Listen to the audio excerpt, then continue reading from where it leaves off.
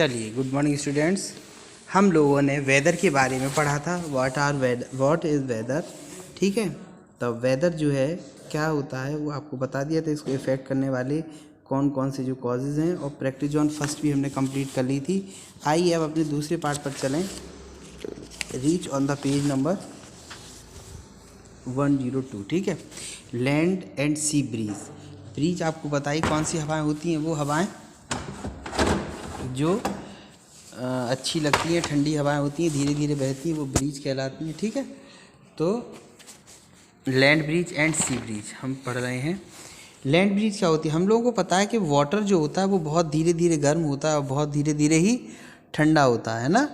तो और ज़मीन जो होती है वो बहुत जल्दी गर्म हो जाती है और बहुत जल्दी ही ठंडी हो जाती है एक्चुअली, है ना। तो लैंड ब्रीज क्या होता है? सबसे पहले हम पढ़ते हैं लैंड ब्रीज को।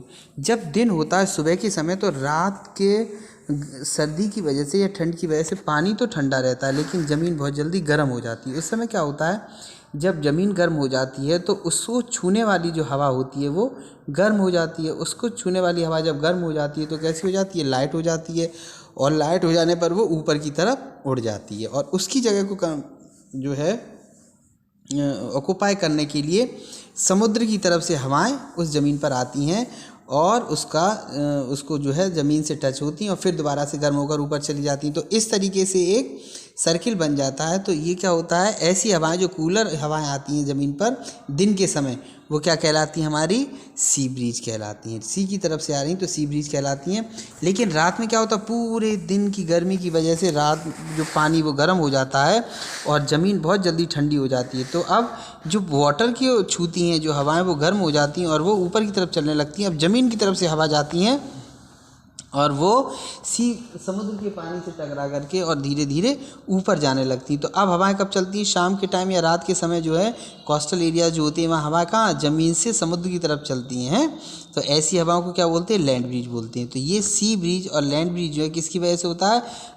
वार्म एयर की वजह से। ठीक है, एयर को वार्म करने का काम क्या करता है? दिन में तो करती है लैंड और रात में वाटर करता है। ठीक है, इस तरीके से लैंड ब्रीज और सी ब्रीज चलती हैं। आपको दोनों फिगर भी ड्रॉ करने हैं अपनी कॉपी पर। जो कॉपी पर आप प्रैक्टिस जोन करेंगे उसमें आपको फिगर भी ड्रॉ करने हैं ये दोनों। अब प्रेसिपिटेशन क्या होता है? प्रेसिपिटेशन क्या होता है? एक वाटर साइकिल मैंने आपको लास्ट ईयर भी पढ़ाई थी, इस बार भी है वाटर साइकिल आपकी। एक्चुअली होता क्या है कि वाटर का जो अमाउंट है वो हमारी अर्थ पर कंसिस्ट है, बिल्कुल एकदम वो कम या ज़्यादा नहीं होता, बस वो फॉर्म अपना चेंज करता रहता है। इतना बड़ा पार्ट हमारा जो ओशियंस के ऊपर का है वो क्या होता है? सूर्य की गर्मी से गर्म होता है, और गर्म होने के बाद धीरे धीरे करके वो जो है अपवर्ड होने लगता है, वेपराइज्ड होकर के। तो बाय द वेपरेशन, इसको क्या एवेपरेशन प्रोसेस चलती है, और उस प्रोसेस से ये वाटर धीरे धीरे गर्म होने पर हमारी लैंड फॉर्म्स हैं, वहाँ से जो वाटर फॉर्म्स हैं उन सब के वाटर बॉडीज़ के ऊपर से और काय में कन्वर्ट हो जाता है?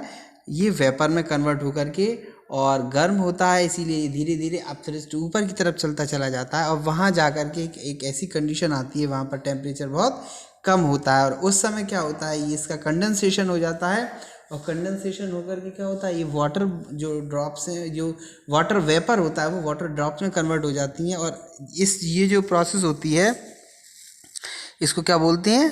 प्रेसिपिटेशन बोलते हैं। और प्रेसिपिटेशन होकर के ज़मीन पर फिर दोबारा से रेन के रूप में हमें मिल जाता है। Due to the sun heat, sun की गर्मी से the water from the ocean, sea, rivers, lakes, ponds evaporates in the water form of vapour. Vapour के रूप में एवेपरेट होता है।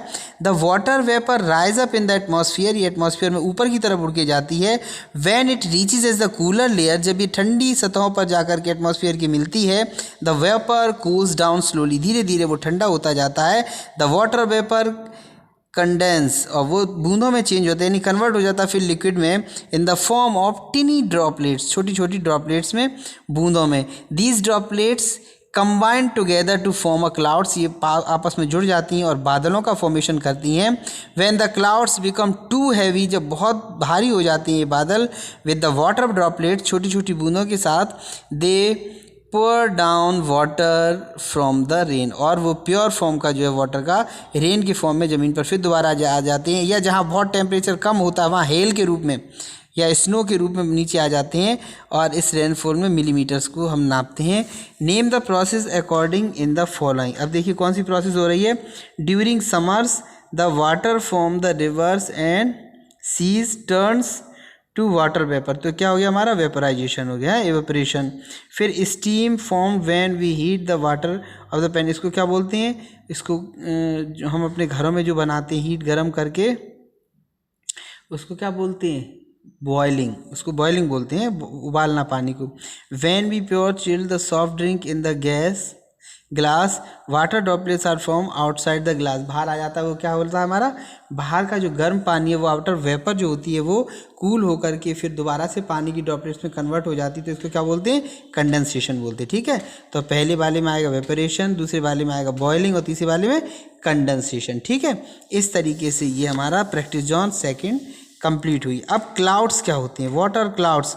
आपको बताया कि आफ्टर द वेपरेशन जब ये धीरे धीरे एटमॉस्फेयर में ऊपर जाती है वेपर, तो धीरे धीरे लेयर्स जो एटमॉस्फेयर की कूल कूल कूल होती जाती हैं, और जहाँ पर कूलिंग जो एरियाज आते हैं वहाँ पर ये आपस में मिल कर जुड़ करके क्या बनाती हैं, फॉर्मेशन ऑफ क्लाउड्स कर लेती हैं।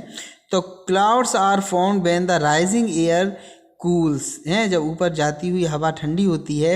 And the water vapour in the condense, और वाटर वेपर जो है कंडेंस हो जाती है किसमें, ड्रॉपलेट्स में, in the form of water drops में।